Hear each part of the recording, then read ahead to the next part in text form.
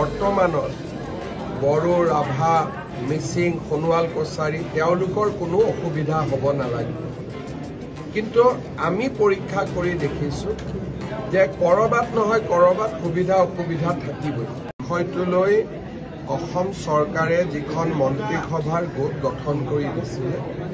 এই গোটখনে 25 নৱেম্বৰত নিজৰ প্ৰতিবেদন দাখিল কৰিব তাৰ পিছত বিধানসভাত প্ৰতিবেদনখন যাব বিধানসভাই আলোচনা কৰি যিয়ে সুস্থিৰ সিদ্ধান্ত দিব তাকে লৈ আমি আগবাঢ়িব লাগিব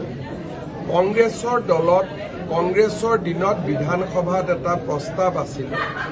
যে জনজাতিকৰণটো এনেকৈ কৰিব লাগিব যাতে বৰ্তমানত বড়ো ৰাভা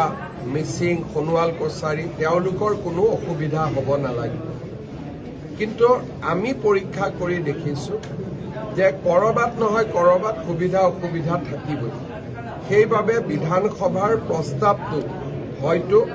কিছু সংশোধনীৰ প্ৰয়োজন হ'ব সেইকাৰণে আমি 25 নৱেম্বৰলৈকে অপেক্ষা কৰিব লাগিব